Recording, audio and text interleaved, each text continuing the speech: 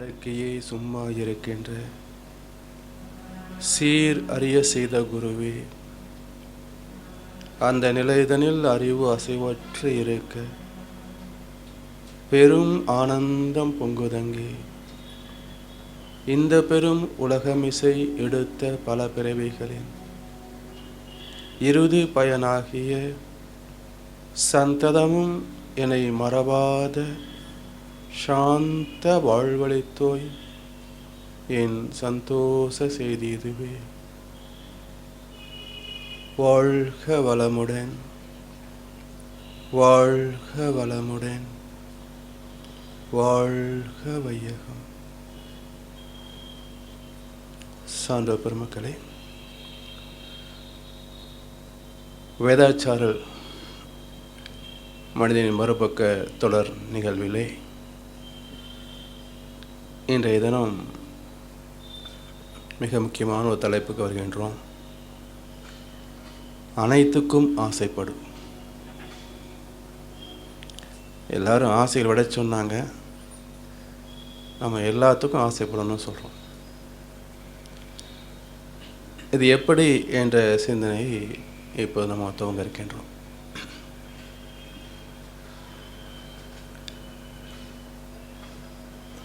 ஜீவராசிகளிலே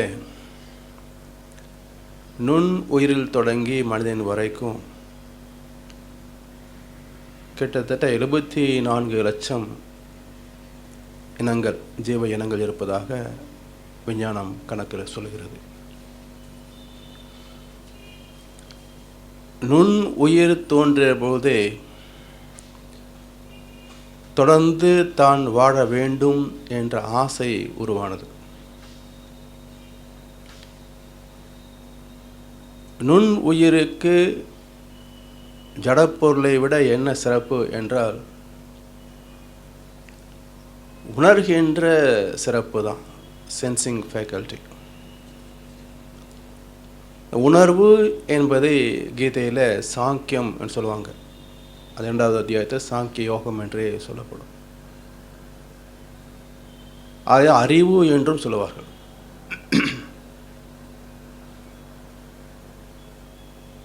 அந்த அறிவை நுண்ணுயிரிலிருந்து மனிதன் வரைக்கும் வகைப்படுத்துகின்ற போது 6 அறிவு என்று தொடர்ந்து சொல்லுவார்கள். அறியும் திறன் உடைய அறிவு நுண் உயிரிலே ஸ்பரிசம் என்ற ஒரு உணர்வை உணர்ந்தது. அந்த உணர்விலே ஒரு இன்பம் உண்டு. எல்லா ஜீவராசிகளுக்கும் ஸ்பரிசத்தில் ஒரு இன்பம் உண்டு. அதை தொடர்ந்து அனுபவிக்க வேண்டும் என்ற ஆசை அங்கேயே பிறந்தது. இப்போ உணர்வு, மனம், எண்ணம், ஆசை என்பதெல்லாம் ஜீவன் என்ற இயக்கத்திற்கு அடிப்படையான குணாம்சம். எத்தனை காலம் ஆகியிருக்கும் இந்த சரித்திரம் தொடங்கி? எத்தனை காலம் ஆகியிருக்கும்? மிக நீண்ட சரித்திரம். மனித இனம் தோன்றியே கிட்டத்தட்ட 1 கோடி ஆண்டுகள் சொல்கிறாங்க. அப்போ நுண்ணுயிர் தோன்றி எத்தனை கோடி ஆண்டுகள் இருக்கும்? இத்தனை கோடி ஆண்டுகளாக தொடர்ந்து வருகின்ற ஆசை என்ற உணர்வை விட்டுடுன்னு சொன்ன முடியுமா? யோசனை பாருங்க. சாத்தியம் ஆகுமா? அதனால் நம்முடைய முன்னோர்கள் சொன்ன வாக்கை ஒரு மறுபரிசீலனை செய்து பார்க்கணும். ஆசையே வேண்டாம் என்று பல மகான்கள் சொன்னதாக நாம் கேள்விப்பட்டிருக்கின்றோம். புத்த பிராணம் அருமையான கோட்பாட்டை சொல்லியிருக்கின்றார். ஆசையே துன்பத்திற்கெல்லாம் காரணம். ஆசை அருமென்கள், ஆசை அருமென்கள். ஈசனோடு ஆயினும் ஆசை அருமென்கள். ஆசை படப்பட ஆய்வரும் துன்பங்கள். ஆசை விட விட ஆனந்தமாமே என்று இன்னொரு மகான் சொல்றார்.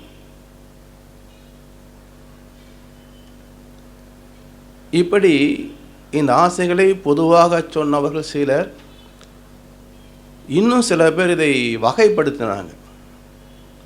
மண்ணாசை, பெண்ணாசை, பொன்னாசை. இந்த 3 ஆசைகளை முற்றும் துறந்தால்தான் ஞானமே கிடைக்கும் என்ற கருத்தும் சொல்லப்பட்டது. ஆனால் மகரிஷி அவர்கள் யதார்த்த வாழ்க்கையை மையப்படுத்த ஞானத்தை போதிக்கிறாங்க. அதே யதார்த்த தன்மையோடு சில கேள்விகளை எழுப்பி நம்மை சிந்திக்க வைக்கிறார். மண்ணாசை, பெண்ணாசை, பொன்னாசை, இந்த 3 வேண்டாம் சொல்லியிருக்கிறாங்களே. மண்ணாசை வேண்டாம் என்று சொன்னவங்க ஆகாசத்தில் நின்றுக்கிட்டா சொன்னாங்க, மண் மீது நின்றுக்கிட்ட சொன்னாங்க. அப்போ மண் மேலே நின்று கொண்டே மண் வேண்டாம்னா இது எப்படி சாத்தியம்? எங்கே விட்டாங்க? யார் விட்டுட்டாங்க? பொன்னாசை வேண்டான்றாங்க. பொன் என்பது தங்கம் நாம் நினைக்கிறோம். ஆனால் மனித சரித்திரத்தில் ஒரு பொருளை பெறுவதற்கான மார்க்கம், பல வகையான பொருட்களை உற்பத்தி செய்து அவற்றை பயன்படுத்துகின்ற திறம் வருகின்ற போது ஒவ்வொரு மனிதனும் ஒவ்வொரு வகையான பொருட்களை உற்பத்தி செய்கிறாங்க. அவற்றை மாற்றிக்கொள்வதற்கு பண்ட மாற்று முறை என்று ஆரம்பித்தாங்க. அதில் பல சிக்கல் உண்டு. எப்படி அதை நிர்ணயம் பண்ணுறது? அதனால் சில காலத்துக்கு பிறகு இந்த ஒரு பொருளை கொடுத்து பெறுகின்ற செயலை சுலபமாக்கிக் கொள்வதற்காக ஒரு டோக்கன் சிஸ்டம், பணம் என்ற ஒன்றை கொண்டு வந்தாங்க. அன்றைக்கு பேப்பர்லாம் கிடையாது, உலோகங்கள் தான்.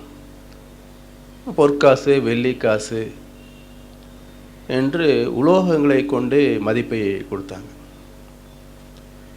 அதனால் அந்த காலத்தை சொன்னவர்கள் பொன் ஆசை வேண்டாம் என்று சொன்னாங்க. பண ஆசை வேண்டான்னு பொருள். சாமிஜி கேட்குறாங்க, பொன்னாசை வேண்டாம் என்றால் இப்போ காலையில் எழுந்திரிச்சு பெட் காஃபி சாப்பிட்றோம், ஆவின் பால் இலவசமாக கொடுப்பாங்க. 18 ரூபா கொடுத்தா தானே பால் வாங்க முடியும். எந்த வாழ்க்கை வசதிகளை நாம் இலவசமாக பெற முடியும் சமுதாய அமைப்பில்? இதுவும் சாத்தியம் இல்லை. 3வது, பெண் ஆசை வேண்டான்றாங்க. சரி, திருமணம் செய்யாமல் இருந்து கொள்ளுங்க. ஆனால் தாய் இன்று யார் பிறந்தாங்க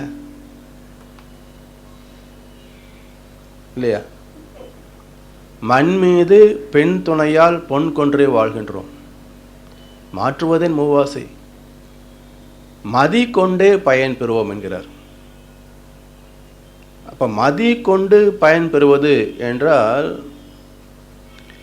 இந்த 3 வகையில் உள்ளவை எல்லாமே இயற்கை தேவைகளை மையமாக கொண்டவை, இயற்கை நீதிகளை.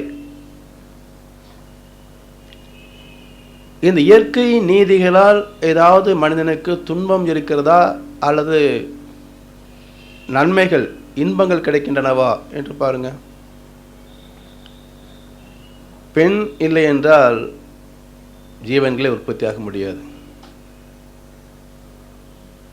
தாய்மை இல்லை என்றாலே எந்த ஜீவனுக்கும் பிறப்பு இல்லை. பிறந்த பிறகு உணவு வேண்டும் என்ற ஆசை வருகிறது, தண்ணீர் வேண்டும் என்ற ஆசை வருகிறது, இந்த உடலை நல்ல முறையில் பாதுகாக்க வேண்டும் என்று ஆசை இருக்கிறது, உலக இன்பங்களை தூய்க்க வேண்டும் என்று ஆசை வருகிறது, பல இயற்கை ரகசியங்களை புரிந்து கொள்ள வேண்டும் என்ற ஆசையும் வருகிறது. சர்வைவல், என்ஜாய்மெண்ட் அண்ட் பர்ஃபெக்ஷன், இவை எல்லாமே இயற்கையின் பால் பட்டவை. இதில் துன்பம் இருக்கான்னு பாருங்க. உயிர் வாழ்வதற்கும் உலக இன்பங்களை துய்ப்பதற்கும் அறிவிலே மேன்மை அடைவதற்கும் என்ன நட்டம் இருக்குது, என்ன கஷ்டம் இருக்குது? இது எப்போ சிரமமாக மாறுகிறது என்று பாருங்க. அளவு முறையோடு அதை காக்கின்ற வரைக்கும் இந்த 3 வகைப்பட்ட ஆசைகளும் வாழ்க்கைக்கு ஒரு பாதுகாப்பை தவிர துன்பங்களை கொடுப்பது இல்லை. அளவு முறை மீறுகின்ற பொழுதுதான் அங்கேயே துன்பங்கள் முளைக்கின்றன.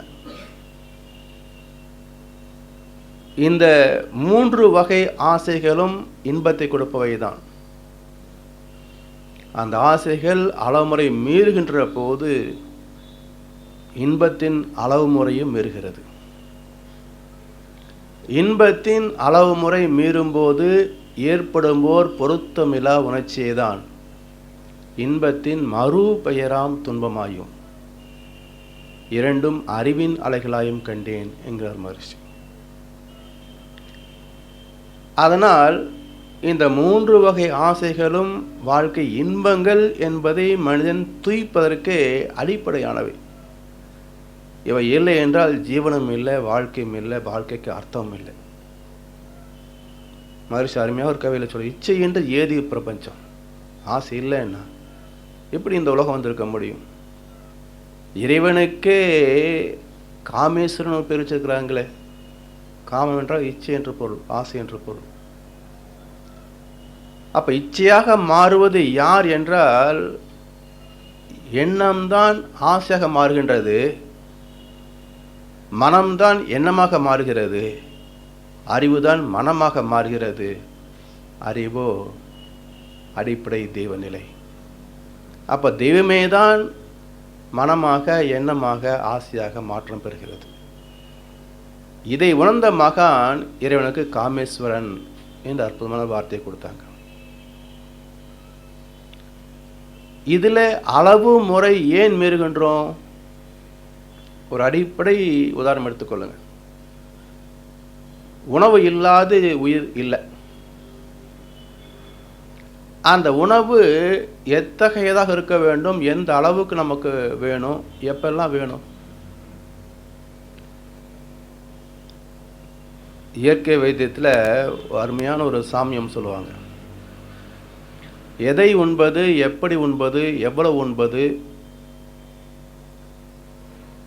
எந்த நேரத்தில் உண்பது, 4 கோட்பாடு சொல்லுவாங்க. இந்த அளவு தெரிந்து உணவு கொள்கின்ற போது தான் உடலுக்கு நோய்கள் வராதுன்னு சொல்லுவாங்க.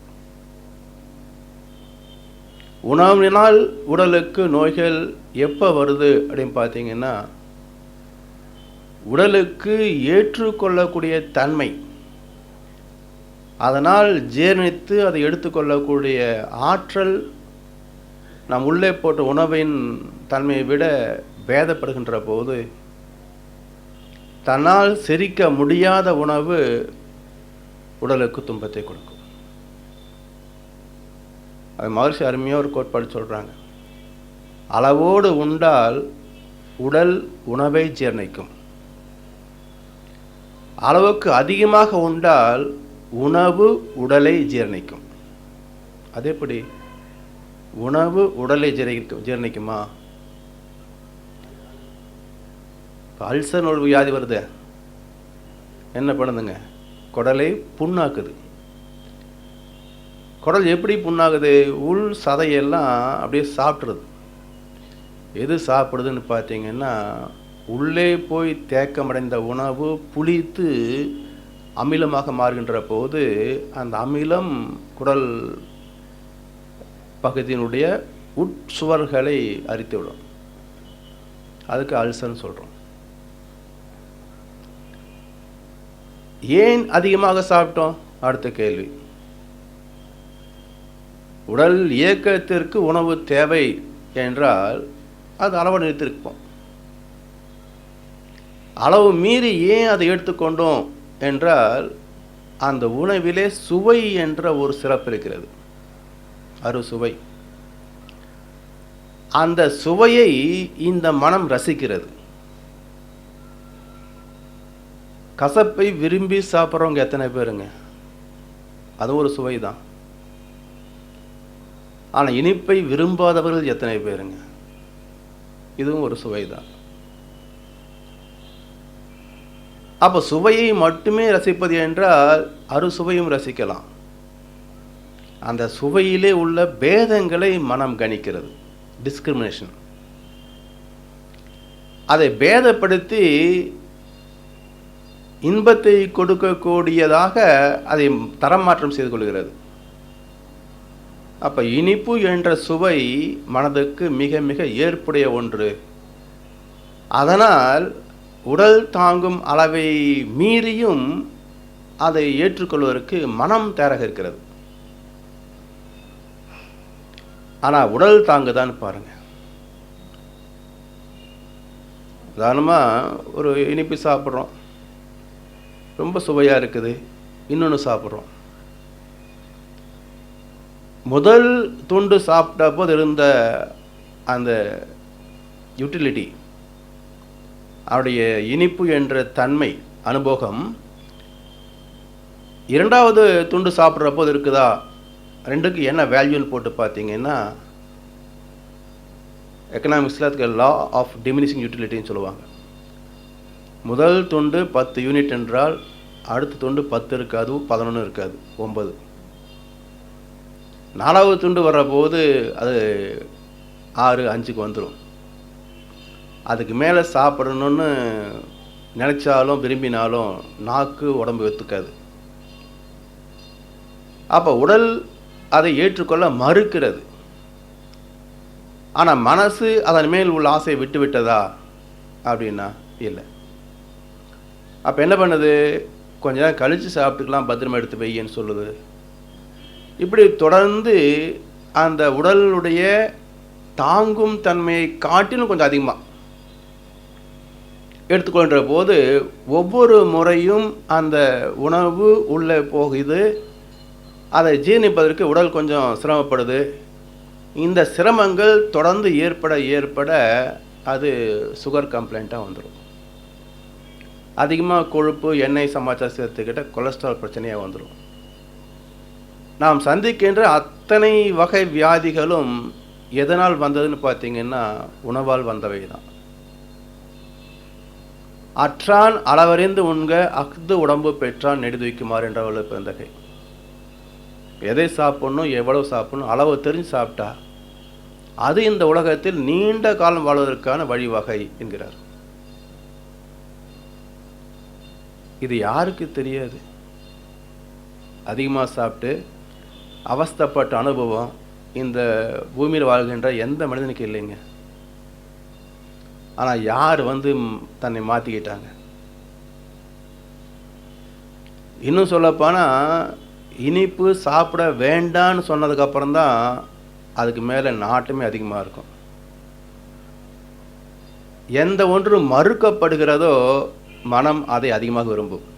அடக்க நினைத்தால் அதிகம் வளரும். அதனால் இந்த அதிகமாக வருகின்ற உணர்வுகளே அதுக்கு ஒரு பேர் வைக்கணுமே. அது பெரிய ஆசை, பேராசை.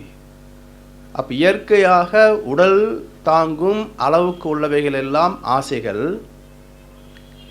அதற்கு அதிகப்பட்டவை, மேம்பட்டவை எல்லாமே பேராசை என்று சொல்லப்படும். அப்போ இதுவரைக்கும் புத்தர் முதல் பல மகான்கள் சொன்ன கருத்துக்கு பொருள் என்ன என்றால், பேராசையை தான் ஒழிக்க சொன்னார்களே தவிர ஆசையே அல்ல. பேராசை என்பது என்ன? அடுத்த கேள்வி வருகின்றோம். அதிகமாக அளப்பன்னு சொல்கிறோம். வாழ்க்கை எத்தனையோ ஆசைகளை வளர்த்து கொண்டே போகிறோம். நம்மால் அடைய முடியுதோ, சாதிக்க முடியுதோ இல்லையோ, whether we deserve or not we demand. வாழ்நாள் முழுவதுமே அடைய முடியாத ஆசைகள் எல்லாருக்கிட்டையும் இருக்கும். 1வது 2வது வச்சுருப்போம். அது இந்த ஜென்மத்துக்கு முடியாதுன்னு தெரியும். ஆனாலும் அதை விட முடியாமல் தவித்து கொண்டே இருப்போம். அது கிடைச்சிருச்சுன்னு வச்சுக்கோங்க. இப்போ ஒரு பையன் சைக்கிள் கேட்குறான் வச்சுங்களேன், ஸ்கூலுக்கு போகிறதுக்கு. அது வாங்கி கொடுத்த புதுசில் ஞாயிற்றுக்கிழமை லீவு வந்தோடனே அதை அழகாக கழுவி தொடச்சி எண்ணெய் போட்டு பத்திரமா வச்சுருவான்.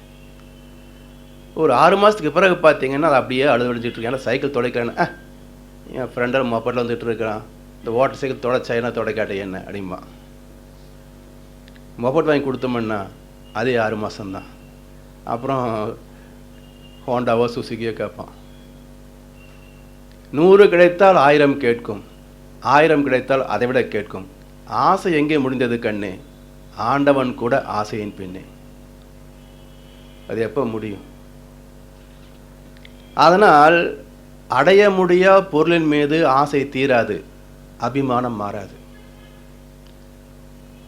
அப்போ பேராசை என்பதற்கு என்ன டெஃபினிஷன் என்றால், கிடைக்கின்ற வரைக்கும் பெரிதாக தோன்றி கிடைத்து அனுபவித்த பிறகு இவ்வளவுதானா என்று எண்ண வைத்து, இதைவிட மேம்பட்ட ஒன்று, இதைவிட அழகான ஒன்று, இதைவிட சிறப்பான ஒன்று, இதைவிட பெரிதான ஒன்று கிடைக்காதா என்று ஏங்க வைப்பது எதுவோ அது பேராசை.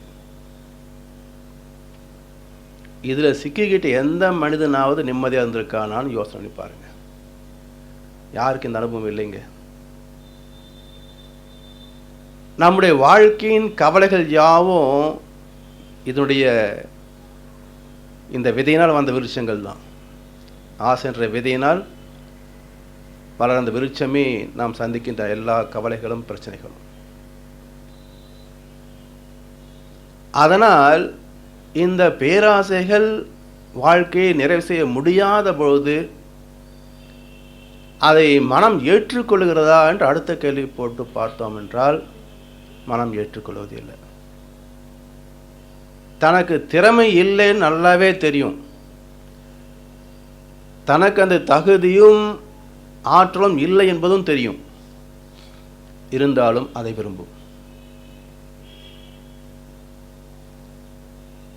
அவருடைய விளைவு என்னன்னு பார்த்தீங்கன்னா, தன் மீதே தனக்கு ஒரு எரிச்சல் வரும். அதுக்கெல்லாம் சொல்லுவோம், அதாவது தாழ்வு மனப்பான்மையாக வெளிப்படும். தன் மீதே தனக்கு ஏற்படக்கூடியது ஒரு அதுக்கு என்ன குணாம்சம் சொல்லுவீங்க? சுய பச்சாதாபம். என்னடா ஜென்மம் பிறந்தோம், அவன் எப்படி எப்படியோ அனுபவிக்கிறான், நமக்கு இது கூட அனுபவிக்க கொடுத்து வைக்கல அப்படின்னு ஒரு விரக்தி, வெறுப்பு, சுய பச்சாதாபம் அதுவே அதிகமாகிற போது இனி இருந்து என்ன இல்லாமல் என்ன போ, தற்கொலைக்கு கூட கொண்டு போகும். ஏன்னா விரக்தியின் எல்லை தற்கொலை. அதனால் ஆசைப்பட்ட ஒன்று நிறைவு செய்ய வாய்ப்பு, வசதிகள், நம்முடைய கர்ம பலன், சமுதாய ஒத்துழைப்பு, ஆண்டவனின் அனுகிரகம் இதெல்லாம் இருந்தால் அது நடக்கும். இல்லை ஏதோ ஒன்று குறைந்தாலும் அது கொஞ்சம் தடுமாறும். அப்போ அது ஏற்றுக்கொள்ளக்கூடிய மன பக்குவம் இல்லாத போது வாழ்நாள் முழுவதும் அதுவே நமக்கு பெரும் பிரச்சனையாக மாறிப்போகும்.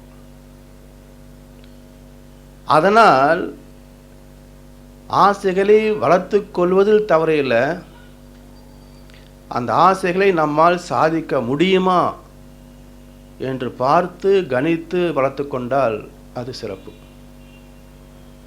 அதை மகரிஷி சொல்றாங்க, ஆசை சீர் அமைத்தல் என்கிறார். இந்த சீர் என்ற வார்த்தையை பல இடங்களிலே நாம் பயன்படுத்துகிறோம். ஆனால் அதனுடைய உண்மையான பொருள் பல பேருக்கு தெரியாது.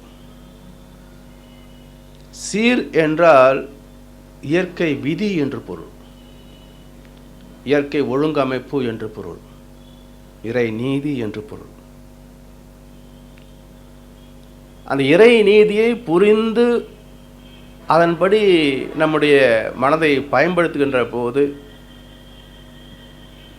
அந்த ஆசைகள் எல்லாமே நிறைவு செய்ய முடியும். இறை நீதியை மறந்து அவங்கள பார்த்து, இவங்கள பார்த்து, பேப்பரை பார்த்து, டிவியை பார்த்து, இல்லை நமக்குள்ளே இது செஞ்சால் நல்லா இருக்கும்னு பல எண்ணங்களை உருவாக்கி கொண்டு இப்படி பல கற்பனை ஆசைகளை உருவாக்குகின்ற போது அதை நிறைவுபடுத்தக்கூடிய தன்மைகள், தகுதி, திறமை, வாய்ப்பு, வசதி, சமுதாய ஒத்துழைப்பு இது எல்லாமே அடிப்படும். நிறைவு செய்ய முடியாத பொழுது மனம் ஏற்றுக்கொள்ள முடியாது, தத்தளிக்கும். அதனால் இந்த ஆசைகளை சீர் அமைத்தல் என்றால் இயற்கை விதிப்படி, நம்முடைய கர்ம பலன்படி, நம்முடைய தகுதி, திறமை, வாய்ப்பு, சூழ்நிலை இவற்றுக்கு ஏற்ப எதை நம்மால் சாதிக்க முடியும் என்று கணிப்பது ஆசை சீரமைத்தல். ஏன்னா சமுதாயத்தில் இதெல்லாம் செய்யணும் என்று ஆசைப்படவில்லை என்றால் வளர்ச்சி இருந்திருக்காது, என்டர்பிரைசிங் இருக்காது. பல மனிதனின் ஆசைகள் தான் இந்த அளவுக்கு நாம் விஞ்ஞானத்திலே வளர்ந்திருக்கிறோம், வாழ்க்கை தரத்திலே உயர்ந்திருக்கிறோம். ஆசைகள் இல்லைன்னு சொன்னால் உயர்வே இருக்காது. அப்போ இந்த ஆசை சீர் அமைக்கப்படுவதற்கும் சீர் அமைக்கப்படாது ஆசைகளை அதன் போக்குக்கு வளர்த்து கொள்வதற்கும் இடையே ஒரு சின்ன ஒரு பனித்திரை உண்டு. அதை சரியாக புரிந்து கொள்ளவில்லை என்றால் தனக்கும் குடும்பத்திற்கும் சமுதாயத்திற்கும் நட்டமாகும். எப்படின்னு வச்சுங்களேன், நல்ல திறமை உள்ள ஒரு மனிதர் அந்த திறமையை பயன்படுத்தாது என்ன வாழ்க்கை இப்போ இது போதும் எனக்கு அப்படின்னு போய் ஒரு மடத்தில் உட்காந்துட வச்சுங்களேன், இவரால் இந்த சமுதாயத்துக்கு என்ன லாபம்? நீங்கள் ஆன்மீகத்தில் ஒரு சின்ன சர்க்கிள் உண்டுங்க. பல மடங்களுக்கு ஆசிரமங்களுக்கு போகிற போது நான் அதை யோசிக்கிறது உண்டு. சமீபத்தில் கூட திருவண்ணாமலை போன போது நிறைய அயல்நாட்டு பிரஜைகள் எல்லாம் வந்து அங்கே திருவண்ணாமலையிலே தங்கி இருக்கிறாங்க. அங்கே குடிசையில் தங்கிட்டு அவங்க அங்கே சம்பாதிச்ச பணத்தில் எடுத்து இங்கே செலவு பண்ணிக்கிட்டு அப்படியே சாப்பிடுவாங்க, வருவாங்க, உட்காந்து தியானம் பண்ணுறேன், கண்ணை உட்காந்துருப்பாங்க, போவாங்க. இதனால் யாருக்கு லாபம்? யாருக்கு லாபம்? யாருக்காவது ஏதாவது கருத்துக்கு சொல்ல முடியுதா? இல்லை அப்படி எண்ண அலைகளால் சமுதாயத்துக்கு ஏதாவது நன்மை செய்யணுன்ற ஒரு கருத்து அங்கே இருக்குமா? ஏதோ கண்ணை மூடி உட்காந்துட்டா ஞானம் நினச்சிக்கிட்டு உட்காந்துருக்கிறதுனால இது ஒரு வகையான சோம்பேறித்தனம். ஏன்னா தியானத்தில் ஆழ்ந்து போகிறது நன்மைதான், நல்லது தான் என்றாலும் எத்தனை நேரம் போக முடியும்? 16 மணி நேரம் நமக்கு டைம் இருக்குங்க. தூக்கம் போக 16 மணி நேரம் நமக்கு தினசரி அம்மா இருக்குது. இந்த 16 மணி நேரம் நம்ம தவத்தில் இருக்க முடியுமா? இல்லைன்னு வச்சுக்க என்ன ஆகும்? மனம் எங்கேயோ வேற எங்கேயாவது போகும். உடல் செல்கள் நேரத்துக்கு தின்னு தூங்கி சோம்பேறித்தனத்தை வளர்த்துக்கும். அதனால் தியானத்தில் ஆழ்ந்து உள்ளே போய் நம்முடைய கடமைகளை தவறாது செய்யக்கூடிய அளவுக்கு பக்குவப்படுத்த வேண்டுமே தவிர தியானமே வாழ்க்கை என்று மாற்றிக்கொள்வதற்கு அதுக்குள்ள காலகட்டம் வரும். அந்த வயது பக்குவம், அதனால் ஈர்க்கப்படுகின்ற மக்கள், அவர்களுக்கு ஒரு ஆன்மீக தலைவராக இருந்து வழிகாட்டுகின்ற பொறுப்பு, கடமை, இது வரும்போது வேணால் முழு நேர சேவைக்கு வரலாமே தவிர அது இல்லாத முதல்ல உட்கார்றது ஒரு மாதிரியான எஸ்கேபிசம், கடமையிலிருந்து நழுவுகின்ற ஒரு தன்மை தான். அதனால் இப்படிப்பட்ட ஞானம் அவருக்கு ஒரு பாரம் தான். ஏன்னா இன்னொருத்தரை நம்பி தான் உட்காந்துருக்க வேண்டியிருக்கு. மரிசிட்டே ரொம்ப சொன்னார், இந்த குடும்ப வாழ்க்கையை என்னத்துக்கு சமைச்சு ஒரே கஷ்டம், பேசாமங்க மடத்தில் போய் சேர்ந்துக்கலான்னாரு. ஆமாம், எனக்கும் அப்படி ஒரு ஐடியா இருக்குது, எதுக்கு நீங்கள் ஒரு வாரம் கழித்து நல்லா யோசனை பண்ணி சொல்லுங்க அப்படின்னாரு. அவர் அடுத்த வாரம் வந்தார், சாமிஜி ரெடியா? நான் ரெடி போகிறதுக்குன்னாரு. நானும் ரெடி தான், ஆனால் ஒரு சின்ன சந்தேகம். என்ன சந்தேகம்? அடுத்த சாப்பாடு யார் போடுவாங்கன்னு கேட்டார். அவர் கொஞ்சம் அப்படியே யோசிக்க ஆரம்பித்தார். அவர் சாமி சொன்னார், பிச்சை எடுத்துண்டு வேதாந்தம் பேசி பிழைகள் செய்தே உயிர் வாழும் துறவு வேண்டேன். அச்சமின்றி உழைத்து ஈட்டி உடலை ஓம்பி அறம் நின்று அறம் உணர்த்தும் நெறியில் வாழ்வேன். இது சிறப்பு. அறம் நின்று அறம் உணர்த்தும் நெறியில் வாழ்ந்து காட்டினாங்க 95 வயசு வரைக்கும். அதனால் இந்த தத்துவம் ஜீவ தத்துவமாக நிற்கும், காலத்துக்கு அழியாது. அதனால் வெறுமனை பிச்சை எடுத்து மடத்தில் உட்கார்ந்துக்கிட்டு ஞானம் பெற்றதாக யாருமே கிடையாது. வள்ளுவர் அழகாக கேட்டார், புறத்தாற்றில் போய் பெறுவது எவன்? யாருக்கும் ஞானம் வந்து மடத்தில் உட்காந்துக்கிட்டனர். அதனால் இந்த ஞானத்தை பெறுவது ஒரு ஆசைதான் என்றாலும் அதையும் நாம் குடும்பத்தில் இருந்து கடமைகளை செய்தால்தான் அது தனக்கும் குடும்பத்திற்கும் சமுதாயத்திற்கும் ஆக்கப்பூர்வமாக பயன்படுமே தவிர கடமையை செய்யாத மனிதன் இந்த பூமிக்கு ஒரு பாரம். அதை பாரதி அழகா சொன்னார், சொல்லடி சிவசக்தி நில சுமையென வாழ்ந்திட புரிகுவையோ, தண்டச்சோர வாழ விட்டுறியா அப்படின்னு கேட்குறார். அதனால் இயற்கை நீதிப்படி எதை செய்ய முடியும் என்று கணிப்பதில் இந்த அறிவை நாம் பயன்படுத்தணும். அதுதான் மகிழ்ச்சி சொல்கிறாங்க, ஆசை சீர் அமைத்தல். இயற்கை விதிப்படி நம்முடைய உடல் ஆற்றல், அறிவின் திறம், அமைகின்ற வசதி, வாய்ப்புகள், தகுதி, சமுதாய ஒத்துழைப்பு அத்தனையும் கணித்து கொண்டு நம்ம எதை சாதிக்க முடியும் என்று கணிக்கின்ற போது அது தனக்கும் குடும்பத்திற்கும் சமுதாயத்திற்கும் மிகப்பெரிய நன்மைகளை கொடுக்கும். எத்தனையோ பெரிய பெரிய நிறுவனங்கள் நடத்துகிறாங்க, நம்ம அதை செய்ய முடியுமா? யோசனை பாருங்களேன். இப்போ சமீபத்தில் இன்னும் அந்த மும்பை பிளாஸ்ட் ஆனால் சூடு கூட ஆறல, ஆனால் 2 ஹோட்டலை புதுப்பிச்சு இன்றைக்கி திறந்தாச்சு. என்ன வேகம் பாருங்கள். அப்போது இது யாரால் அது முடியும்? அந்தளவுக்கு பொருளாதாரம் மட்டுமல்ல, அந்த ரிப்பேர் செய்யக்கூடிய பொருட்கள் எங்கெங்கே கிடைக்கும், யாருமே அந்த வேலையை வாங்க முடியும் என்று எத்தனையும் கணித்து உடனடியாக செயல்படுத்தி அதுக்கு ஒரு செலவும் செஞ்சு அதை பண்ணினார் ரத்தன் டாட்டா. அந்த அட்மினிஸ்ட்ரேட்டிவ் கெப்பாசிட்டி எல்லாருக்கும் வருமா? இப்போ அவர் நான் மடத்துக்கு வந்து உட்காந்துட்டான்னு சொன்னால் இது நாட்டுக்கு இதெல்லாம் கிடைக்குமா? ஸோ ஆசை சீர் அமைத்தல் என்றால் ஆசைகளை முறிச்சு போடுறதுன்னு அர்த்தம் இல்லை. அது சமுதாய வளத்துக்கு சிறப்பு சேர்க்காது. அதனால் ஒவ்வொரு மனிதனும் தன்னுடைய திறமையை முழுமையாக பயன்படுத்த வேண்டும். என திறமை இறைவன் கொடுத்தது. அதை வெட்டி முறிக்கிறதுக்கு நமக்கு அதிகாரம் கிடையாது. அப்போ நம்முடைய ஆற்றலை எந்த அளவுக்கு வளர்த்து கொள்ள முடியுமோ அதே சமுதாய நீதிப்படி எத்தனையோ நமக்கு ட்ரைனிங் இன்ஸ்டியூட்ஸ் இருக்குங்க.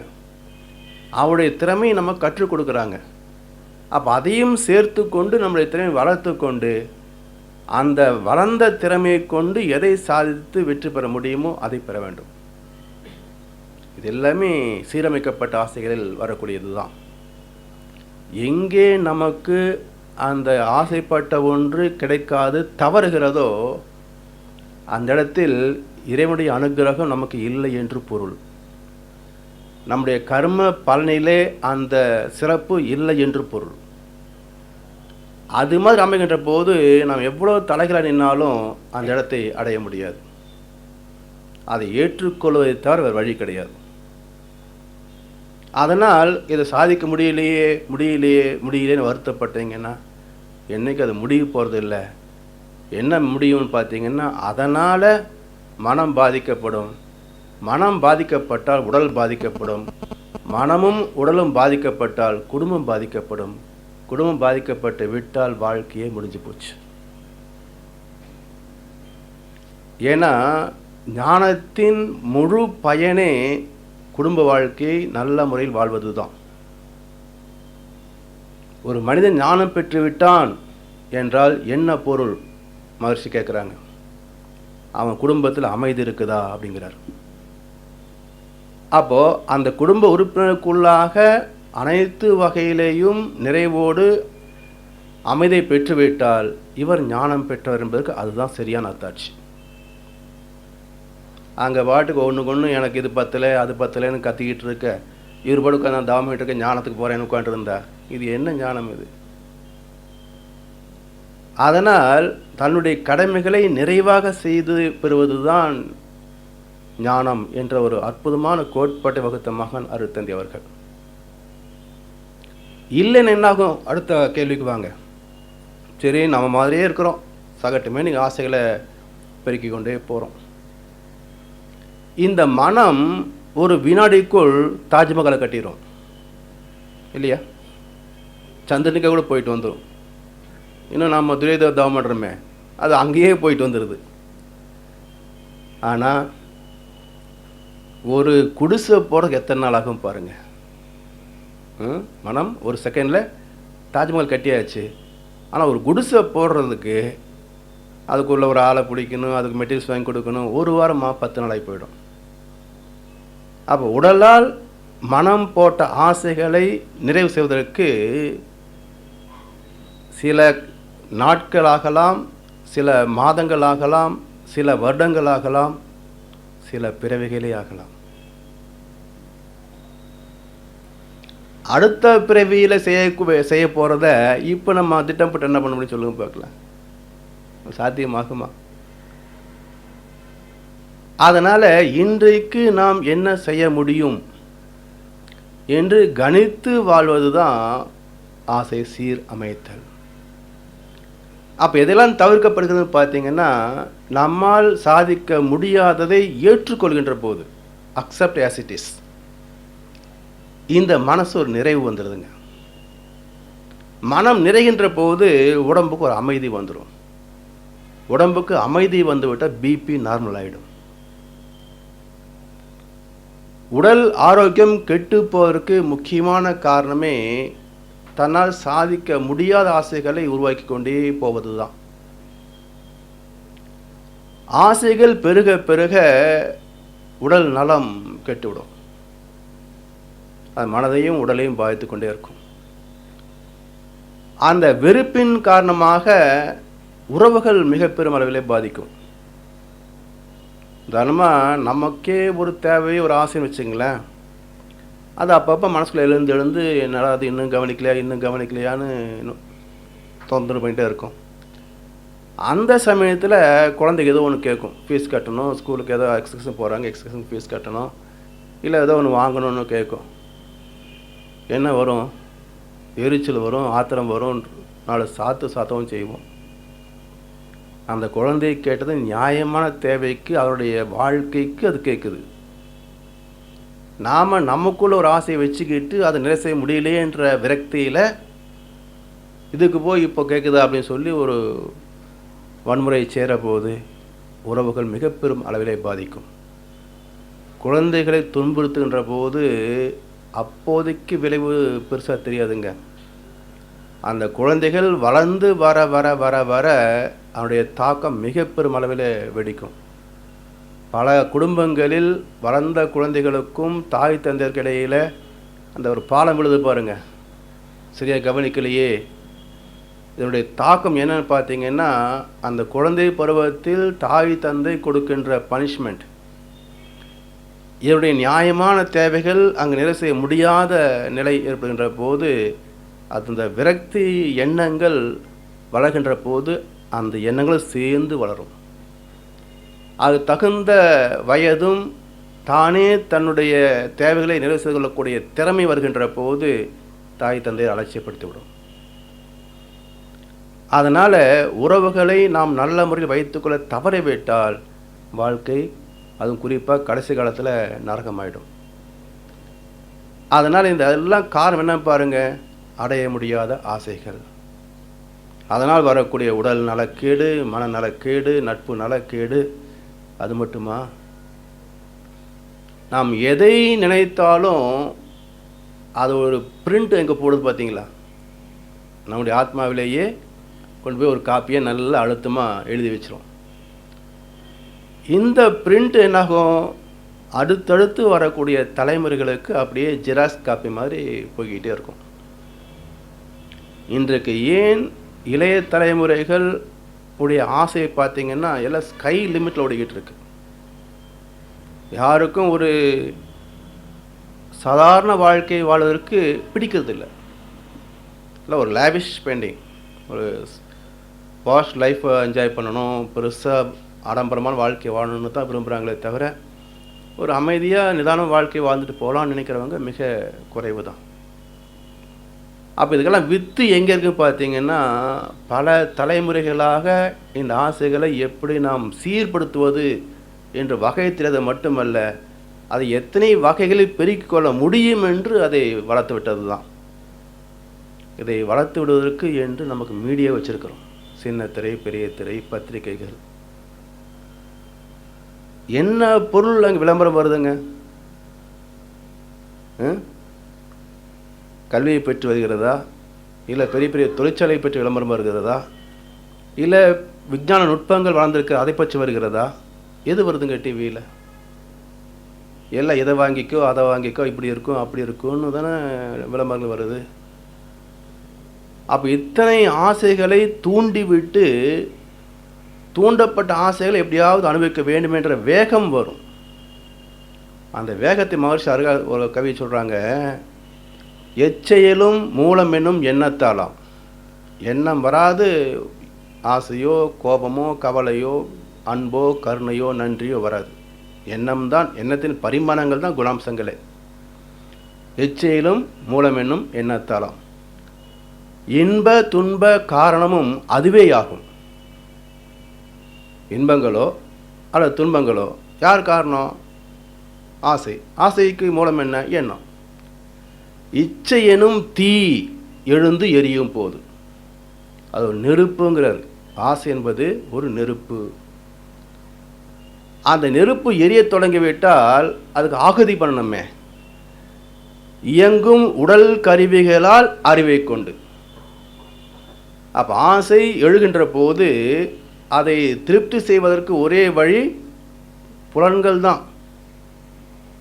உடலை கொண்டு தான் அனுபவிக்கவே முடியும். அப்படி அனுபவிக்கின்ற போது உடலை கொண்டு அச்சமர அனுபவத்தை அணைக்கலாகும். அதை தவிர வேறு வழி இல்லை. அப்போ உடலை பயன்படுத்துகின்ற போது அறிவை கொண்டு அச்சமர அனுபவிக்க வேண்டும். அறிவை கொண்டு விட்டாலே அது தர்மத்துக்கு வந்துடும். அறிவை பயன்படுத்தினால் அது தர்மத்தின் பால்பட்டது, இறை நீதி. அறிவின் வயப்பட்டு செயல்பட்டாலே அது தர்மத்தில் தான் நிற்கும். தர்மத்தின்படி அனுபவிக்கின்ற அனுபவங்களிலே பயம் இருக்காது. இப்போ நல்ல பசி, வீட்டில் சுகாதாரமாக சமைச்சு கொடுத்துருக்கின்றாங்க, இது வயிற்றை தான் பண்ணிவிடுமோ அப்படி பயம் இருக்கா என்ன? தேவையே இல்லை, தைரியமாக சாப்பிட்றோம். இதே ஹோட்டலில் சாப்பிட்றோம், என்ன போட்டிருப்பானோ எதை கலந்துருப்பானோ, இது சாப்பிட்லாமா வேண்டாமா, இல்லை என்ன போட்டிருப்போம் ஒரு மாதிரி இருக்குதே டேஸ்ட்டு, யோசிக்க வேண்டியிருக்கு இல்லையா? அப்போது நியாயமான தேவைகள் நிறைவேற்றுகின்ற போது அங்கே பயம் இருக்காது. ஆனால் திருட்டுத்தனம் பண்ண ஆரம்பிச்சோம்னாலே பயம் கூடவே வரும். அதனால் மகர்ஷி 2 வார்த்தைகளை மிக அற்புதமாக பயன்படுத்துகிறாங்க. அறிவை கொண்டு அச்சமர அனுபவத்தை அணைக்கலாகும். அதை தவிர வேறு வழி இல்லை. அதனால் நச்சு விலை இச்சைகளை விளைவிக்காத நல் ஒழுக்க வாழ்க்கைக்கு முறை வகுத்தேன் மனவளக்கலை. அப்போ ஆசை தோன்றிய பிறகு அதுக்கு ஒரே ரெமடி, அனுபவிச்சு தான் தீர்க்கணும். ஆசை எழுந்த பிறகு அனுபவிக்காமல் அது அடங்க போகிறது இல்லை என்றால் அந்த ஆசைகளை அதன் போக்குக்கு முளைக்க விட்டுக்கிட்டே இருந்தால் எப்படி என்னாகும்? அதனால் முறையற்ற ஆசைகள் நச்சுங்கிறார். நச்சு விலை இச்சைகள், துன்பத்தை கொடுக்கக்கூடிய ஆசைகள், பேராசை. நச்சு விலை இச்சைகளை விளைவிக்காத நல் ஒழுக்கம். ஏற்கனவே நம்ம வாழ்க்கை தத்துவத்தில் பார்த்தோம். ஒழுக்கம் என்றால் தனக்கோ பிறருக்கோ தற்காலத்திலேயோ பிற்காலத்திலேயோ உடலுக்கோ மனதுக்கோ நன்மையே தரக்கூடிய எண்ணம் சொல் செயல் ஒழுக்கம் புண்ணியம். அப்படிப்பட்ட வாழ்க்கைக்கு முறை வகுத்திருக்கின்றேன் என்கிறார். நச்சு விலை இச்சைகளை விளைவிக்காத நல் ஒழுக்க வாழ்க்கைக்கு முறை வகுத்தேன். அதுக்கு பேர் மனவளக்கலை. அப்போ இந்த மனவளக்கலை நமக்கு என்ன சொல்லிக் கொடுக்கிறது என்றால், இந்த ஆசைகளில் எது நமக்கு துன்பத்தை கொடுக்கக்கூடியது, எது நமக்கு இன்பத்தை மட்டுமே கொடுக்கக்கூடியது என்று தரம் பிரித்து பார்க்கின்ற தகுதியை கொடுக்கின்றது. அதுக்கு தான் அகத்து ஆய்வு என்று பேர். Self analysis, introspection. அப்போ மனதில் எழுகின்ற ஆசைகளை அது பாட்டுக்கு விரிந்து கொண்டே போக விடாமல் அதை கொஞ்சம் நிறுத்தி நிதானமாக சிந்தனை செய்து எடை போட்டு பார்க்கின்ற ஒரு உரைக்கல் ஆசை சீர் அமைத்தல் என்ற பயிற்சி. அப்போ எத்தனை ஆசைகள் இருக்கும் நமக்குள்ள? பெரிய பெரிய ஆசைகளை வச்சுருப்போம். அதே போல் கடைசியில் சின்ன சின்ன ஆசை எப்போவாவது வந்துட்டு போகக்கூடிய ஆசைகளும் இருக்கும். ஒட்டு மொத்தமாக லிஸ்ட்டு போட்டால் ஒரு மனிதனுக்கு இன்றைக்கி எடுத்துக்கொள்ளுங்க, நம்ம வாழ்க்கை எடுத்துக்கொள்ளுங்க, ஒரு பேப்பர் பென்சில் எடுத்து எழுதுங்க பார்க்கலாம் எத்தனை ஆசை இருக்குன்னு. எவ்வளவு வருன்றோம் ஒரு மனிதனுக்கு? ஒரு 10, 15, 20 இல்லைங்களா? இது கூட நம்மை மட்டும் கணக்கில் எடுத்துக்கிட்டு என்ன வேணும் எழுதுனீங்கன்னா ஒன்றுமே தெரியாது. எல்லாருக்கும் நேரத்துக்கு சாப்பாடு இருக்குது, துணி இருக்குது, இடம் இருக்குது, தொழில் இருக்குது, போக வாகனம் இருக்குது, நல்ல குடும்பம் இருக்குது, போதும். இதுக்கு மேலே என்ன?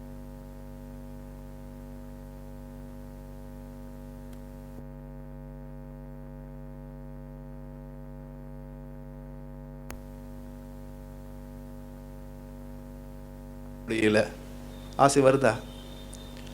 இப்படி நம்ம வளர்த்து கொண்ட ஆசைகள் எல்லாம் not basic demands, all comparative demands.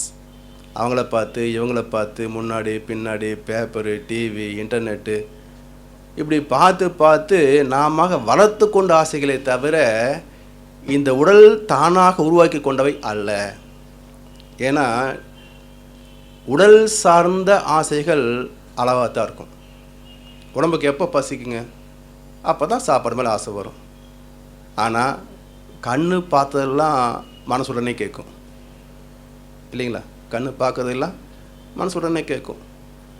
ஆனால் அப்போ சாப்பிட்றதெல்லாம் உடம்புக்கு அது பயனாகுதா?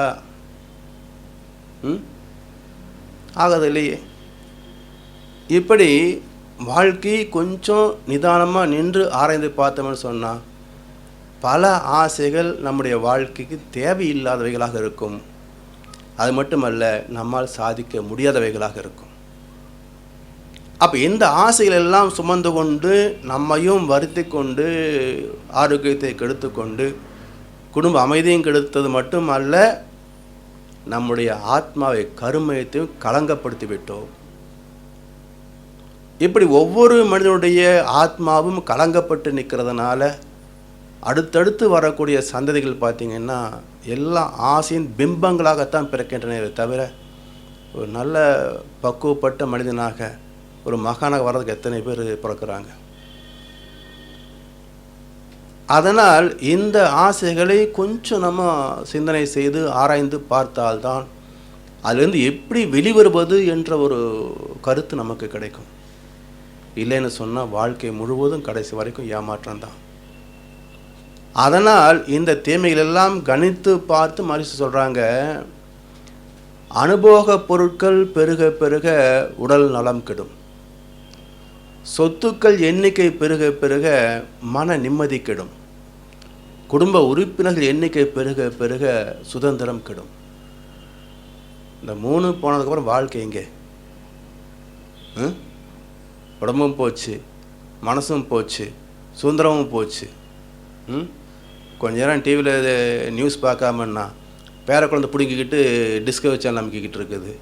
பையன் வந்தோடனே அவனுக்கு பிடிச்சின்னு வச்சாலும் அமைக்கிட்டு இருக்கிறான். நமக்கு எங்கே எப்போ நேரம் கிடைக்கும் நியூஸ் பார்க்கறதுக்கு? அது நியூஸ் முடிஞ்சு போயிடும். அப்போ ரிட்டையர் ஆகி வீட்டில் உட்காந்த வயசில் நியூஸ் கூட பார்க்க முடியலன்னு நினைக்கிற போது நம்ம மதிப்பே இல்லை போட்டிருக்கு வீட்டிலேன்னு தோணும். இந்த நியூஸில் ஒன்றும் இல்லைன்னு வச்சுக்கோங்க. இப்படி குடும்ப உறுப்பினர்கள் எண்ணிக்கை பெருக பெருக சுதந்திரம் மாறி போய்விடும்.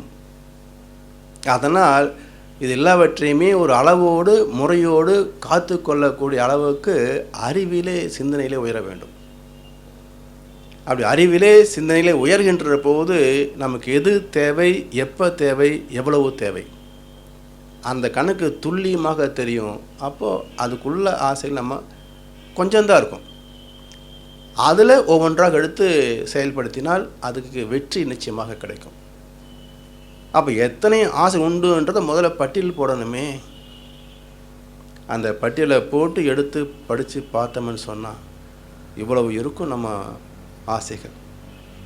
இது எடுத்து ஒவ்வொரு ஆசையும் எப்படி நாம் நிறைவு செய்ய முடியும் என்று யோசனை பண்ணி பாருங்க.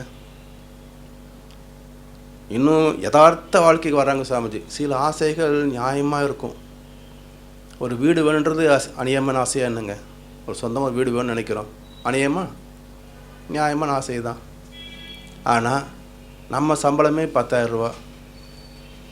இடம் விற்கிற வேலையும் வீடு கட்டக்கூடிய செலவும் பார்த்தா கோயம்புத்தூரில் ஒரு 25 லட்சம் இல்லாமல் சைட் வாங்க முடியாது. ஒரு 20 லட்சம் இல்லாமல் வீடு கட்ட முடியாது. 1/2 கோடி இல்லைன்னா வீடு கட்டுற எண்ணம் ஒரு வெறும் கனவு தான். இந்த 1/2 கோடி போட்டு வீடு கட்டலாம்னு கட்டுறோம். ஆனால் எங்கே கட்ட முடியுதுங்க? 25 லட்சம் 5 லட்சம் ஆச்சுங்க. சோமயம்பாளையத்தை சென்ட் 3 லட்சம் சொல்கிறாங்க. எங்கே இருக்குங்க சோமயம்பாளையம்? அது போதாங்க மதுவன் அடி வரங்கிறதுக்கிட்ட. இப்போ அங்கே போய் 15 லட்சம் இடம் போட்டு ஒரு 15 லட்சம் போட்டு 30, 40 லட்சத்துக்கு வீடு கட்டி போட்டு அங்கேருந்து 2 வீலத்துக்கு லொங்குன்னு காந்திபுரம் வர வேண்டியிருக்கு வேலைக்கும் ஆஃபீஸுக்கும். இப்போ அந்த 40 லட்சத்துக்கு வட்டி போட்டிங்கன்னா 4 லட்ச ரூபா வருஷத்துக்கு ஆச்சுங்க. 40 லட்சத்துக்கு வட்டி போட்டிங்கன்னா 4 லட்ச ரூபா வருஷத்துக்கு ஆச்சு.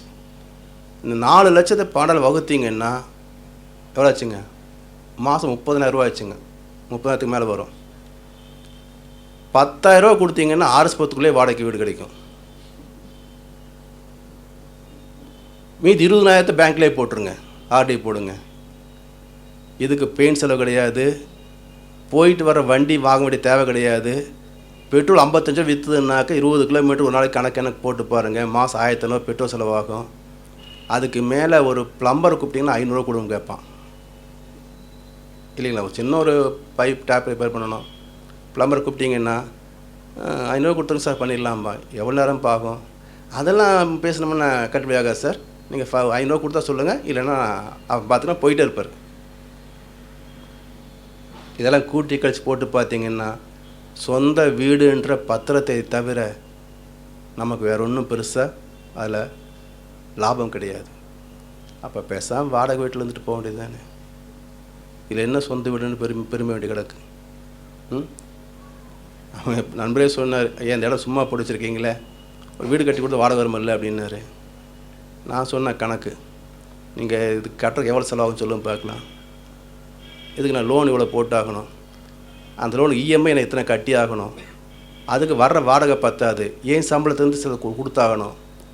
யாரோ குடியிருக்கிறதுக்காக லோன் போட்டு வீடு கட்டி போட்டு ஏன் சம்பளத்துலேருந்து மாதம் கொஞ்சம் கம்மியாக கொடுத்து போட்டு ஏன் வீட்டு செலவு காசு இல்லாமல் அலையணுமா? நான் இது எனக்கு தேவைதானான்னு கேட்டேன் இல்லையா? அப்போது எதை ஆசை வந்தாலும் இப்படி கணக்கு போட்டு பாருங்கள், சரியாக வரும். அதனால் தேவையில்லாத ஆசைகளை நாம இதுதான் கௌரவம், இதுதான் அந்தஸ்து, இதுதான் செல்வாக்குன்னு நாம ஒரு போலித்தனமான வாழ்க்கையை செட்டப் பண்ணிக்கிட்டு இருக்கிறோம். இதுக்கு சமுதாயம் அதுக்கு தூபம் போட்டுக்கிட்டு இருக்குது, அவ்வளோதான். அதை கொஞ்சம் நிதர்சனமாக அளந்து பார்க்க தெரிஞ்சிட்டோம்னு சொன்னாக்கா இதுதான் வாழ்க்கை, இதுதான் பயணம், இதுக்கு மேலே இங்கே ஒன்றுமே கிடையாது. அதுக்கு எவ்வளோ வேணும் நமக்கு? தின்னு தூங்கி செத்து போகிறதுக்கு இந்த உடம்புக்கு எவ்வளோ வேணுங்க சொல்லுங்கள்? 60 வருஷமா 70 வருஷமா அவ்வளோதான் இருக்க போகிறோம். ஆனால் அந்த பூமி பிறந்து எத்தனை வருஷம் ஆச்சுங்க? இல்லை நமக்கு பிறகு இந்த பூமி எத்தனை வருஷம் இருக்க போகுது? அவருடைய வயதையும் நம்முடைய வயதையும் கணக்கு பார்த்திங்கன்னா நெக்லிஜிபிள் ரேஷியோ வராது, நெக்லிஜிபிள். இதில் கொஞ்ச காலம் நம்ம வாழ்கிறதுக்கு கொஞ்சம் சாப்பிட வேண்டியிருக்கு, குடிக்க வேண்டியிருக்குது, துணி போட வேண்டியிருக்கு, ஒரு தொழில் செய்ய வேண்டியிருக்கு, இவ்வளோ தானே. இதுக்கு என்ன இவ்வளோ ஆர்ப்பாட்டம் வேண்டியதாக இருக்குது? இதில் என்ன வெற்றி விழா, இதில் என்ன பாராட்டு விழா இருக்குங்க? ஒன்றும் இல்லை. அதனால் நாம கற்பனைகள் வளர்த்து கொண்டோம். இதுதான் அந்தஸ்துன்னு சொல்லி சில கற்பனை வளர்த்து கொண்டு அந்த கற்பனை வாழ்க்கைக்காக யதார்த்தத்தை கூறு போட்டு கொண்டிருக்கிறோம். ஒரு என்ன சொல்கிறதுங்க, இதை ஒரு சரியான ஒரு பைத்தியக்காரத்தனம் இது. அது அருமையாக சொன்னார் பாரதியார். தேடி சோறு நிலம் ஒன்று, பல சின்ன சிறு கதைகள் பேசி மனம் வாடி துன்பம் மிக உழன்று பிறர் வாட பல செயல்கள் செய்து நரை கூடி கிட பருவம் எய்தி கொடும் கூற்றுக்கு இறையென பின் மாயும் பல வேடிக்கை மனிதர்களைப் போல நான் வீழ்வேன் என்று நினைத்தாயோனர். அவங்க காலத்தை கடந்து நிற்கிறவங்க. அதனால் சாதாரண மனித வாழ்க்கை ஒன்றுமே கிடையாதுங்க. இதில் போய் தேவையில்லாமல் நான் அதை பண்ணி ஆகணும், இதை பண்ணி ஆகணும், அப்படி இருக்கணும், இப்படி இருக்கணும்னு கணக்கு போட்டுக்கிட்டு ஏன் வாழ்க்கையை நரகமாக்கிப்பாங்க. அதனால் இந்த உடம்புக்கு இந்த வாழ்க்கைக்கு எவ்வளோ வேணும் கணக்கு நிதர்சனமாக போட்டு பார்த்தீங்கன்னா நிம்மதியாக இருக்கிறோம். இது போதும். இப்போ என்னாச்சுங்க, எத்தனை ஆசை அடிப்பது பாருங்கள், எல்லாம் கிராஷ் டவுன். மிச்சம் என்ன இருக்கும்? அது 1 2 குழந்தைங்க நல்லா இருக்கணும், அவங்களுக்கு ஒரு நல்ல ஒரு வாழ்க்கை அமையணும். அது நம்ம கையிலேயே இருக்குது, பிரார்த்தனை. அப்போது நாம் தர்மத்தின்படி வாழ தொடங்கிவிட்டால் நம்ம குழந்தைங்க நல்லா தான் இருப்பாங்க. நாம் அதர்மத்தின்படி சொத்து சேர்க்க போய்விட்டால் அந்த சொத்து அனுபவிக்க குழந்தைகளும் இருக்க மாட்டாங்க. இது தேவையா? அதனால் தர்மம்தான் வாழ்க்கைக்கு இன்பங்களை கொடுக்கக்கூடியதை தவிர மனதால் கணக்கு போட்டு அதர்மத்துக்கு பலியானோம்னு சொன்னால் அந்த பலிகடா நாம இருக்கலாம், நம்முடைய குழந்தைகளாக இருக்கலாம், பேர குழந்தைகளாக இருக்கலாம். அதனால் இன்பமான வாழ்க்கைக்கு இயற்கை அதுதான் நமக்கு துணை. அதனால் ஆசைகளை லிஸ்ட்டு போட்டாச்சு, எடுத்து இது தேவையா இல்லைன்னா நிதர்சனமாக ஒரு கணக்கு போட்டு பாருங்கள், எத்தனை ஆசைகளை நம்ம கிழிச்சு போட்டுருவோம், மிச்சம் இருக்கும். அதை என்ன பண்ணி ஆகணும்? வாழ்ந்து தான் பார்க்கணும். குழந்தைகள் நல்லவளாக வரணும்னு சொன்னால் அவரோடு சேர்ந்து தினசரி தேவையானதை செய்து கொடுத்து அவளோட இணைந்து வாழ்ந்து தான் ஆகணும். அப்போ அந்த குழந்தைகள் பிறந்ததிலிருந்து ஒவ்வொரு பருவத்துக்கும் மாற்றத்தை சந்தித்து கொண்டே இருக்கும். உதாரணமாக ஒரு குழந்தை பிறக்குதுங்க, யாராவது அந்த பிறந்த குழந்தையை வெறுப்போர் இருக்கிறாங்களா? அது எவ்வளோ ஒரு இளவரசன் மாதிரி வச்சுக்கிட்டு தாத்தா பாட்டி சொந்தக்காரங்க நண்பர்கள் எல்லாரும் கொஞ்சம் அந்த குழந்தைய. அந்த குழந்தையை வளர வளர அவருடைய திறமைகளை வெளிப்படுத்தும். நம்ம வீட்டு குழந்தை மாதிரியே பக்கத்தில் ஒரு குழந்தை இருக்கு வச்சுக்கோங்க, அது 9 மாதமாக உட்காரதுக்குங்க. அது ஒரு 8 மாதம் உட்காந்து வச்சுக்கோங்க, உடனே நமக்கு வித்தியாசம் தெரியும். ரெண்டும் ஒரே மாதிரி ஒரே சமயத்து பிறந்த குழந்தை உருவாந்த வித்தியாசம். அது இப்போயே உட்காந்து இந்த சனி இன்னும் உட்காரமா நின்றுக்குது, இது எப்போ உட்காருது அப்படின்னு தூக்கி மூளையில் உட்கார ஒரு மூட்டையும் போட்டு அமுக்கிட்டு வச்சுக்கோங்க. அது என்ன ஆகும்? அது இப்படி உட்காந்துட்ருக்கும். அவர் முதுகுத்தல் எப்படி நேராக நிற்கும்? அதுக்கு போச்சு, பேக் போன் அப்போயே போச்சு. இப்படி இன்னொரு குழந்தையை பார்த்து நம்மளுக்கு வந்து ஒப்பிடுகின்ற போது நமக்கு ஆசைகள் எங்கே முரண்படுகின்றன. அப்போது அது தெரியாத வரைக்கும் அந்த குழந்தைய முழுமையாக நேசித்தோம். அவருடைய திறமைகள் வெளிப்படுகின்ற போது, அடுத்த குழந்தையோட திறமைகளை ஒப்பிடுகின்ற போது இது எந்த அளவுக்கு குறைபடுகிறதோ அந்தளவுக்கு நம்முடைய அன்பு குறைகிறது இல்லைங்களா? அப்போ அது தகுந்த ட்ரீட்மெண்ட் கொடுக்குறோம், அப்போ குழந்தைகள் அதை வெறுக்க தொடங்கிவிடும். அதனால் அந்த குழந்தைகள் எப்படி இருந்தாலும் அது வளர வளர திறமைகள் மாறிக்கொண்டே வரும். அப்போ நாம ஒரு எதிர்பார்ப்பை வைத்து கொண்டு அந்த குழந்தை அணுகினோம் என்று சொன்னால் அது மாதிரி வராது. விளைவு என்னாகும் பார்த்தீங்கன்னா நெகட்டிவாக தான் போகும்.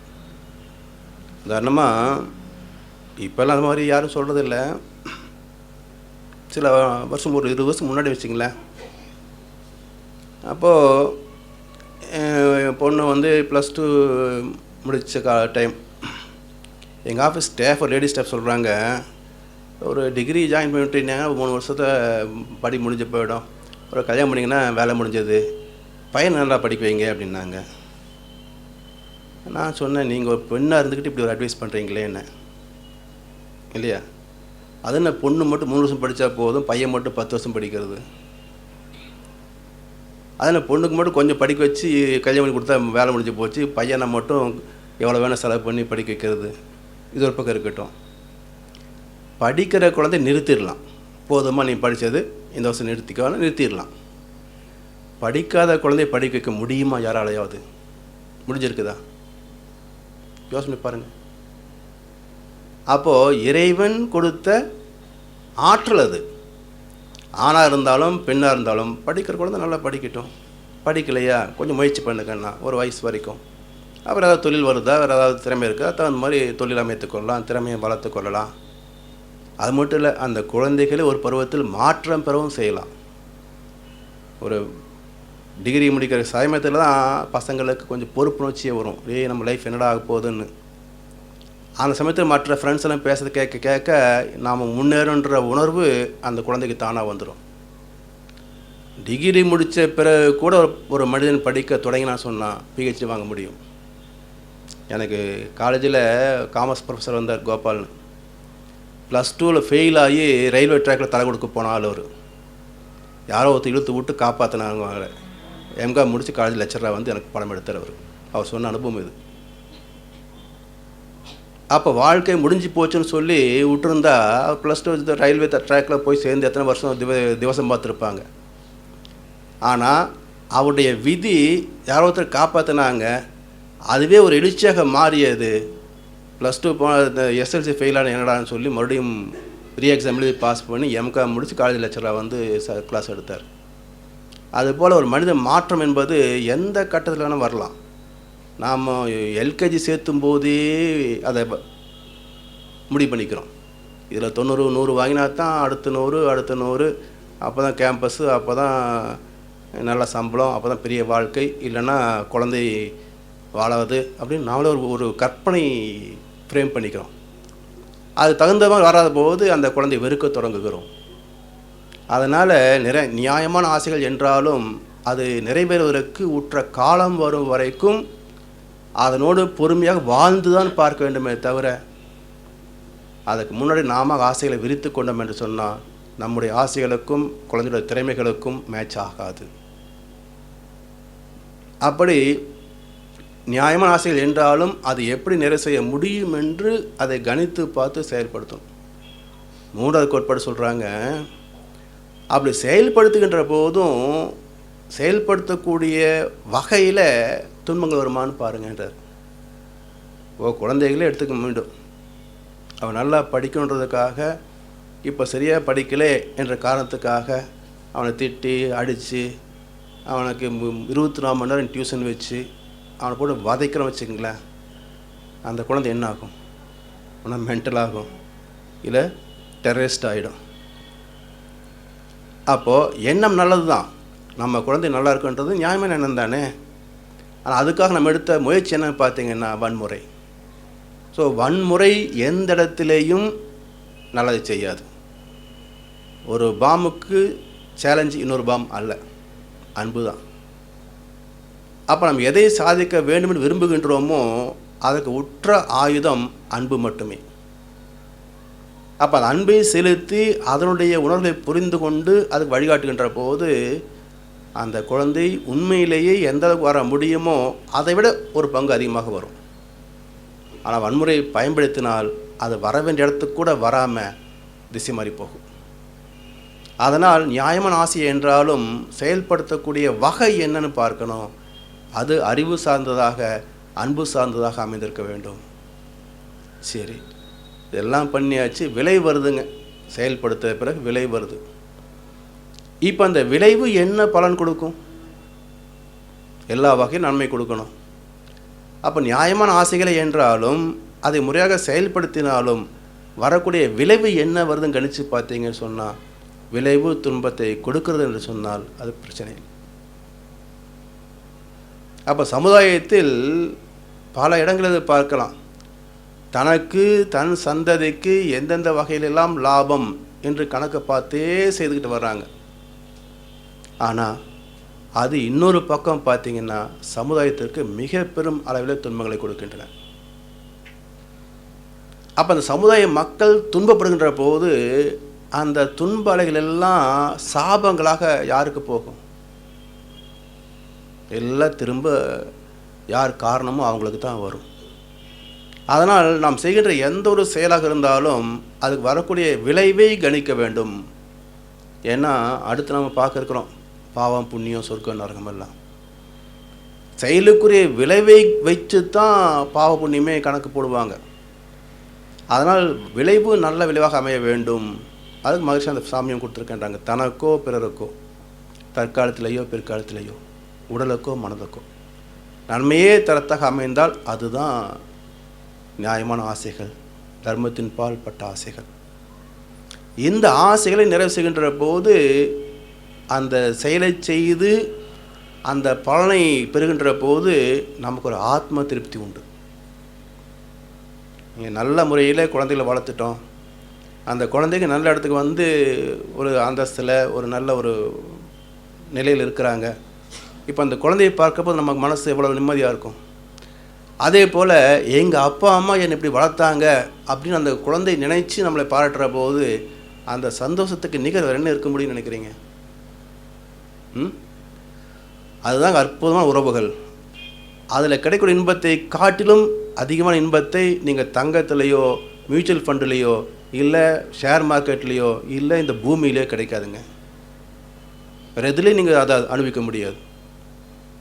அதனால் நல்ல குடும்பத்தை பாதுகாக்கக்கூடிய வகையில் வாழ்க்கை அமைத்து கொண்டு விட்டால் அதுதான் உயர்ந்த ஞானம். ஏன்னா இந்த ஆத்மா தூய்க்கக்கூடிய இன்பங்கள் எல்லாம் அங்கே தான் இருக்குது. அதனால் அந்த அளவிலே நம்முடைய எண்ணங்களை முறைப்படுத்துகின்ற போது, ஆசைகளை சீரமைக்கின்ற போது வாழ்க்கை அற்புதமான வாழ்க்கையாக இருக்கும். அதுதான் மகிழ்ச்சி நமக்கு கொடுக்குறாங்க. அதனால் ஆசைகளை சீரமைத்து அதன் மூலமாக நம்முடைய வாழ்க்கையை பக்குவப்படுத்தி கொள்ள வேண்டும். நிறைவு செய்ய முடியாத ஆசைகளை நிதர்சனமாக எடுத்து வெளியே போட்டு தான் ஆகணும். ஏன்னா அதை எடுத்து வெளியே போடலேன்னு சொன்னாக்க அது நமக்கு துன்பத்தை கொடுத்து கொண்டே தான் இருக்குமே தவிர வேறு வழியே கிடையாது. அதனால் இச்சை எனும் தீ என்ற வார்த்தையை பயன்படுத்தினாங்க. அது நெருப்பு மாதிரி எரிஞ்சிக்கிட்டே தான் இருக்கும். எரிய உடம்பு செல்களும் எரியும், மனசும் எரியும், வாழ்க்கையும் சேர்ந்து போயிடும். ஆனால் நல்ல கருத்துக்களை, நல்ல வாழ்க்கை முறைகளை சிந்தனை செய்து அதன் மூலமாக நம்மை மேன்மைப்படுத்தி கொள்ள வேண்டும் என்று தான் அகத்தாய் பயிற்சின்ற மகிழ்ச்சி கொடுத்துருக்கின்றாங்க. அதில் முக்கியமான ஒரு தன்மை நம்முடைய ஆசைகளை சீரமைக்கின்ற பயிற்சி. அப்போ எத்தனை ஆசை இருக்குன்றதை லிஸ்ட் போட்டு பார்த்து அதை நிறைவு செய்யக்கூடிய வகையிலே நமக்கு தகுதி, திறமை, வசதி, வாய்ப்பு, சமுதாய ஒத்துழைப்பு எல்லாருக்காக பார்க்கணும். ஏன்னா சமுதாய ஒத்துழைப்பு என்பது ரொம்ப முக்கியமான ஒரு கோட்பாடுங்க. ஆனால் இன்றைக்கு என்ன நினைக்கிறாங்கன்னு சொன்னால், பணமும் அதிகாரம் இருந்தால் சாதிச்சிடலாம் அப்படின்னு நினைக்கிறாங்க. ஆனால் அதனுடைய தாக்கம் பிறகு தான் தெரிய வரும். அதனால் தர்மத்தின்படி நம்ம செயல்படுவதற்கு மனதை பக்குவப்படுத்தி கொண்டு இந்த வாழ்க்கை எந்த அளவுக்கு கொண்டு போக முடியுமோ அந்த அளவுக்கு இயற்கை நீர் ஒத்து போனோம் சொன்னாக்க சரியாக இருக்கும். அதனால் நிறைவு செய்ய முடியாத ஆசைகளை நீக்க வேண்டும். அதே சமயத்தில் இயற்கையாக உள்ள ஆசைகளை நாம் மதிப்பு கொடுக்கவும் வேண்டும். அதாவது உணவு, உழைப்பு, உறக்கம், தாம்பத்தியம், எண்ணம், இந்த 5 தான் ஒரு மனிதனுடைய வாழ்க்கை நிலையே. இந்த 5 கோட்பாடுகளையும் அலட்சியப்படுத்தவும் கூடாது, முறை மாறவும் கூடாது, அதில் அளவு மீறவும் கூடாது. இதெல்லாம் சரியாக பயன்படுத்தினால் மட்டுமே இந்த உடல் சார்ந்த வாழ்க்கையும் மனிதன் நிறைவாக வாழலாம், மனம் சார்ந்த ஆசைகளையும் நிறைவுபடுத்தலாம், குடும்பம் சார்ந்த வாழ்க்கை வசதிகளையும் முறையாக பெருக்கிக் கொள்ளலாம். இந்த 3க்கும் மேலாக ஒரு ஆத்ம திருப்தியையும் பெறலாம். வாழ்ந்தோம், நிறைவாக சாகிறேன் என்று சொல்லலாம். அப்படி இல்லைன்னு சொன்னால் எத்தனை இருந்தாலும் கடைசி காலத்துக்கு பார்த்தீங்கன்னா இந்த ஆத்ம திருப்தின்றது இருக்காதுங்க. அந்த ஆத்ம திருப்தி வரல அப்படின்னா அந்த சாவு உண்மையான சாவு அல்ல. பேப்பரில் வேணால் பெருசாக போட்டுக்கலாம், சிவலோக பதவி அடைந்தார் என்பதை. இதில் ஒரு வேடிக்கை பார்த்தீங்கன்னா, எத்தனையோ பதவிகளை வகிக்கிறோம். ஒரு சின்ன ப்ரொமோஷன் கிடைச்சாலும் கூட அதுக்கு ஒரு பார்ட்டி வைக்கிறோம், சந்தோஷப்பட்டுக்கிறோம். சிவலோக பதவி என்பது எவ்வளோ பெரிய பதவிங்க. அப்போது அதுக்கு சந்தோஷம் பண்ணணுமா வேண்டாமா? இவங்க என்ன சொல்கிறாங்க, சிவலோக பதவி அடைந்தார் என்பதை ஆழ்ந்த வருத்தத்துடன் தெரிவித்துக் கொள்கிறோம். ஏன் அப்படின்னா அவர் போகலன்னு உங்களுக்கு தெரியும். சிவலோக பதவி போகலன்றது தெரியும், இங்கேயே சுற்றிக்கிட்டு இருப்பான். ஏன்னா ஒரு வேடிக்கை கதை சொல்லுவாங்க. ஒரு செட்டியாருக்கு 4 பசங்க. அவருக்கு ஒரு ஆன்மீக நாட்டத்தில் இது மாதிரி சத்தங்க சொல்லியிருக்கிறாங்க. கடைசி காலத்தில் கடவுள் பேரை சொன்னால் அங்கே போய் சேருவாங்க. கீதையில் கூட ஒரு கோட்பாடு உண்டு. யார் ஒருவன் மரண தருவாயில் என்னையே நினைக்கிறானோ திவ்ய புருஷன் பரமாத்மாவாகிய என்னையே வந்து அடைகிறான் என்ற கருத்து கீதையில் உண்டு. அதனால் இவர் என்ன பண்ணார், சரி 4 குழந்தைகளுக்கும் சண்முகா, முருகா, விநாயகர் 4 பேர் வச்சுட்டார். சாமி பேர் கூப்பிட்டவா போயிடலாம் இல்லையான்ட்டு. காலம் முடியுது, கொஞ்சம் அப்படியே நோயை படுத்துட்ருக்கிறாரு. சரி போயிடுமோ இருப்போமோ சந்தேகம் வந்துருச்சு. முருகான்னாரு, பெரிய பையன் வந்துட்டு அப்பா கூப்பிட்டீங்களா அப்படின்னா, என்ன ஒரு மாதிரி இருக்குப்பா அப்படி தான் கூப்பிட்டேன் அப்படின்னாரு. சண்முகான்னார், அடுத்த பையன் வந்து என்ன அப்பா கூப்பிட்டீங்களான்னு. இப்படி 4 பசங்க வந்து நின்னாங்க. இப்படி பார்த்தாரு 4 பசங்களையும். ஏன்டா 4 பேர் எங்கே நிற்கிறீங்களே, கடையை யாரை பார்த்துக்குவான்னாரு. உயிர் போயிடுச்சு. இப்போ அந்த ஆத்மா கடைக்கு போகுமா கடவுளுக்கு போகுமா? இப்படி சிவலோக பதவி அடைந்தவங்க தான் இப்போ. அதனால் ஆசைகளை சீரமைக்கவில்லை என்றால் சிவலோக பதவி கிடையாது, வைகுண்ட பிராப்தம் கிடையாது. எங்கே ஆசை நிறைவு பெறுகிறதோ அங்கே தான் இறைவனையே சந்திக்க முடியும். அதனால தான் ஆசையின் வயப்பட்டு மனிதன் தேடிக்கொண்டிருக்கிறானே, அந்த தேடுகின்ற வேலையை நிறுத்தினா தான் ஆசைப்படுகின்ற பொருள் அவனுக்கு அறிமுகமாகும். அதனால் தேவையற்ற ஆசைகளை பெருக்கி கொண்டிருக்கின்ற வரைக்கும் இறை தத்துவத்தையும் உணர முடியாது, அடைய முடியாது. ஆனால் பேப்பரில் வேணால் போட்டுக்கலாமே தவிர யதார்த்த வாழ்க்கையில் சேர முடியாது. அப்போ என்னாகுது, இந்த ஆத்மாக்கள் இந்த பூமியின் காந்த களத்திலே சுற்றிட்டு இருக்கிறதுனால அது வாழ்கின்ற மக்களுக்கு துன்பமாக முடியும். அதனால் வாழ்கின்ற மக்கள் நிம்மதியாக வாழணும்னு சொன்னால் ஒரு மனிதன் வாழும் காலத்திலேயே உடல் திருப்தி, மன திருப்தி, வாழ்க்கை வள திருப்தி, ஆத்ம திருப்தி, இந்த 4 வகையில் நிறைவேற்றி விட்டால் அதுதான் முழுமையாக வாழ்ந்த வாழ்க்கை, அதுதான் நிறைவான வாழ்க்கை. அந்த நிறைவை பெறக்கூடிய வகையிலே நம்முடைய ஆசைகளை சீர் அமைத்து கொள்ள வேண்டும். சர்வைவல், என்ஜாய்மெண்ட் அண்ட் பர்ஃபெக்ஷன், இந்த 3 தான் தேவைகள். இந்த 3க்கும் தக்க வகையில் என்னெல்லாம் நமக்கு இருக்கின்றனவோ அதை இறைவன் கொடுத்து கொண்டே இருப்பான். இந்த 3 கோட்பாடுகளை நிறைவு செய்வதற்கு இறைவன் ஒவ்வொரு ஜீவனுக்கும் மனிதனுக்கும் துணை நிற்பானே தவிர அதை தடுக்க மாட்டான். அதனால தான் ஆன்மீகத்தை சொல்லுவாங்க, நீ இறைவனை நோக்கி ஒரு படி எடுத்து வைத்தால் இறைவன் உன்னை நோக்கி 10 அடி எடுத்து வைப்பான்னு சொல்லுவாங்க. ஏன்னா யார் தர்மத்திற்கு வாழ்கிறார்களோ அவனுக்கு இறைவன் துணை நிற்கின்றான். அதனால் இந்த வாழ்க்கை ஒரு அர்த்தமுள்ள வாழ்க்கையாக அமைத்து கொள்வதற்கு நமக்கு ஒரு அறிமுகம் வேணுமே, இல்லைங்களா? அந்த அறிமுகத்தை கொடுப்பவர்கள் தான் மகான்கள். அப்போ வாழ்க்கை இப்படி தான் இருக்கும், இப்படி தான் வாழணும் என்று நமக்கு அறிமுகப்படுத்துகிறாங்க. அப்படி இல்லாத நாம ஆசைகளை விருத்தி செய்து கொண்டே போனோம்னு சொன்னாக்க அது எந்த அளவுக்கு சிக்கல் இருக்குன்றது எல்லாருக்குமே தெரியும். அதனால் இந்த ஆசைகளை சீர் அமைத்து வாழ்க்கையிலே மேன்மைப்பட வேண்டும்.